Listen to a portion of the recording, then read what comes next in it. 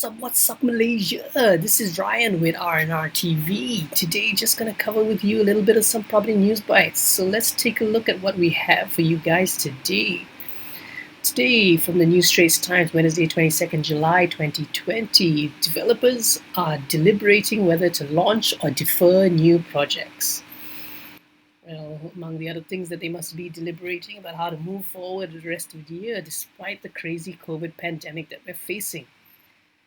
It says the majority of developers in Malaysia are still deliberating on whether to continue or defer future launches. AmBank analyst Tong Pak Leng said the COVID-19 breakout has caused a major upheaval in the global economy. Malaysia's movement control order, which was put in place from March 18 to March 12, 2020, has put the economy in a pause for almost 2 months. So I'm sure for everyone it feels like a whole lot longer. I mean, where has our year gone?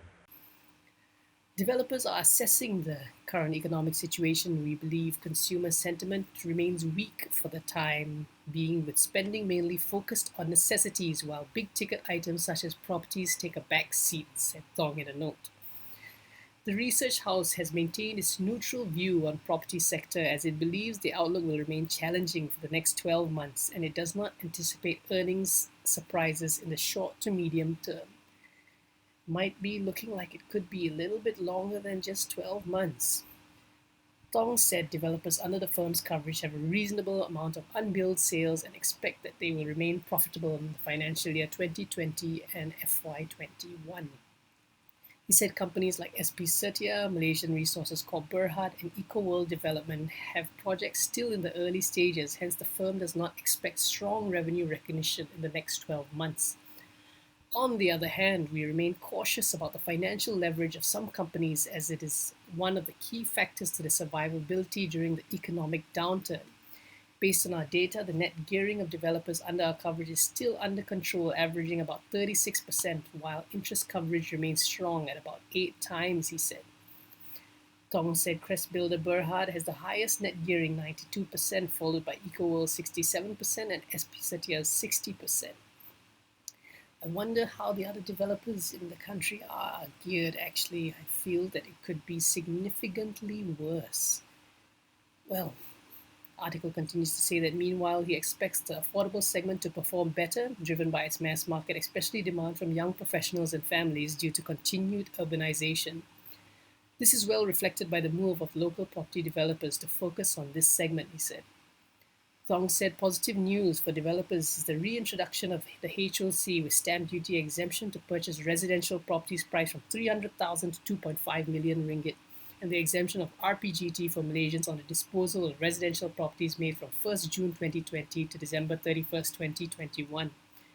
So for those of you who did not know about those two things about the HOC and the exemption of RPGT, perhaps it could be a good way for you to look at either disposing or purchasing new properties or doing both at the same time.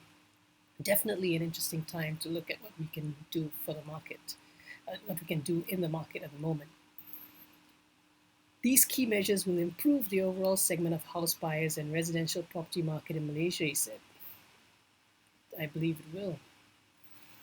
The firm's top pick for the sector is IOI Properties Group, which is banking on strong contribution from its property development projects, particularly in China and Singapore. IOPG is launching its Xiamen 2 project, comprising of high-rise residential, landed residential with GDV of about 800 million renminbi progressively this year. The property group is also scheduled to launch Xiamen 3. So what do you guys think then about developers holding off on their projects? Should they be releasing them now, or should they be waiting till the economic situation is much, much better in the future? I'd like to hear from you guys what you think about this. Just leave your comments in this comment section below and I'll get back to you as soon as I can. Thanks everyone. That's been Ryan from R&R TV. See you again next episode.